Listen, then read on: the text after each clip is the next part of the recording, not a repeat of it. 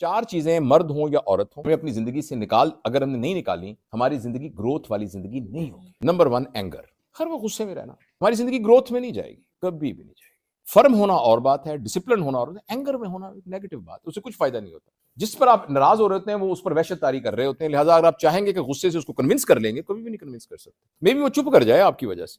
غصہ مسغرے کی پھپتی ہوتی ہے جو کہ چپ کرا دیتی ہے مگر قائل نہیں کرتی.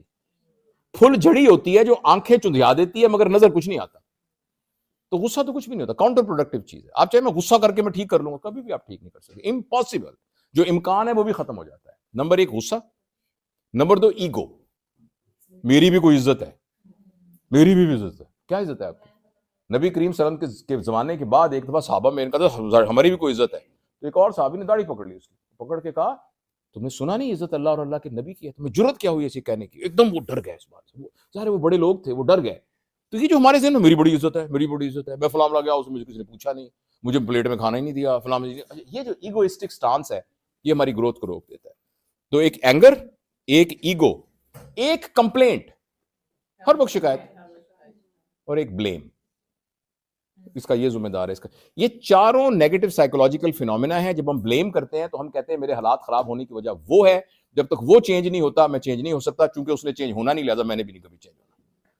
تو یہ پلیز آپ نا یہ 4 لفظ آج کے سارے دن کی گفتگو کے، اگر آپ، میں عمر میں آپ سب سے بڑا ہوں جتنے لوگ یہاں بیٹھے ہوئے ہیں، اپنا ڈاکٹر صاحب مجھ سے کچھ تھوڑے سال 2 سال بڑے ہوں گے، بڑے بھائی ہیں، but we are on the same bracket, اور ہم سیم ایج بریکٹ میں ہی ہیں. تو اس لیے میں تھوڑی سی نا اس اپنے سفید بالوں کی وجہ سے تھوڑی اتھارٹی بھی یوز کر سکتا ہوں.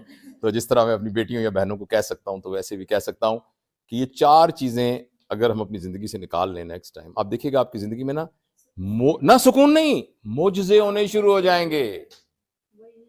معجزے ہونے شروع. اور میں آپ کو بتاؤں، اگر آپ کا کوئی میں نہیں اب ڈائریکٹ کچھ نہیں کہتا، کسی کا خامد آپ کے خیال میں وہ اپ ٹو مارک نہیں ہے، آپ کی اولاد اپ ٹو مارک نہیں ہے، ساس اپ ٹو مارک نہیں ہے، جس طرح سے آپ کو توجہ دینی چاہیے نہیں دے رہا. آپ صرف اپنے اوپر محنت کریں، اور یہ ایک ایسا زبردست رسماتی کام ہے. محنت آپ اپنے اوپر کریں گے، تبدیلی دوسرے میں آنی شروع ہو جائے گی. وہی آپ کی ساس جو آپ سمجھتے ہیں کہ اس کو میری کوئی پرواہ نہیں، کہے گی بیٹا میں تو بڑی بھول رہی تھی، تو بہت اچھی ہے.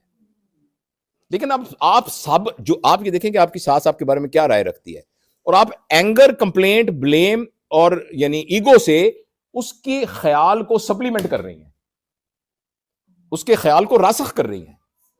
اور اگر آپ اس کے اپوزٹ کر رہی ہیں تو کچھ عرصے میں اس کو خیال ہے کہ بیٹا میں تو کچھ اور سمجھ رہی تھی. یہ بات. تھینک یو ویری مچ، بہت شکریہ.